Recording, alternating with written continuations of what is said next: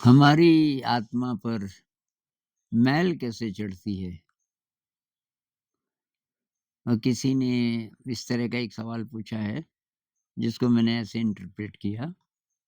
अब कुछ लोग कहते हैं भई आत्मा पर मैल तो कभी चढ़ ही नहीं सकता, पर ये इस तरह समझ लीजिए कि आत्मा के और हमारे बीच कोई मैल की दीवार बनती रहती है जिसको हम बनाते हैं।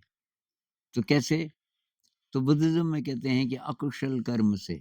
2 प्रकार के कर्म हो सकते हैं, कुशल कर्म और अकुशल कर्म, या अच्छे कर्म और खराब कर्म। तो खराब कर्म हम जब-जब करते हैं, उससे हमारा जो न्यूरोलॉजी के हिसाब से कहें कि ब्रेन एक्सेस नहीं कर पाता हायर इंटेलिजेंस को। उसके जो एक्सेस पॉइंट्स हैं, उनमें मैल चढ़ जाती है एक प्रकार से। मैल बनती कैसे है कि जब हम शील का पालन न करें, मतलब कोई चोरी करे, किसी भी प्रकार की हिंसा करे, नशा करे, झूठ बोले, ब्रह्मचर्य का पालन न करे वगैरह-वगैरह, तो इससे वो मैल बनेगी। दूसरी तरफ पारमिताओं का ध्यान रखना पड़ेगा, जो रखेगा तो अच्छे कर्म बढ़ेंगे उसके, क्या? विनम्रता, कृतज्ञता, देने का भाव, सेवा का भाव, तो उससे अच्छे कर्म उसके बढ़ेंगे। और कंपैशन, अब अपनी प्रकृति के खिलाफ जब आप जाते हैं, वो भी दुष्कर्म है।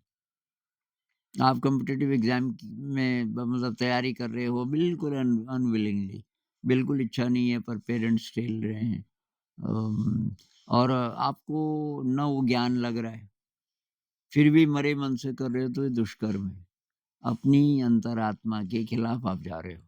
तो बहुत बारीकी से हम एनालाइज़ करेंगे, तो अच्छा कर्म कब कर पाएँगे हम? वही कर्म करें जो हमारे नेचर के अनुकूल हो, हमको अच्छा लग रहा है।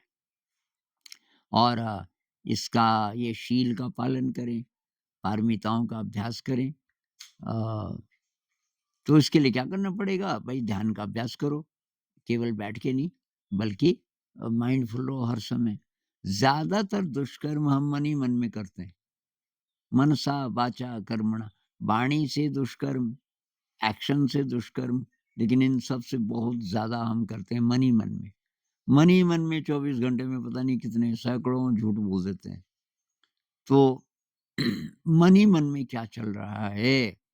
वो अच्छा कर्म है या बुरा कर्म है? मतलब विचार के लेवल पे, उसको देखना बहुत ज़्यादा ज़रूरी है। नमस्कार।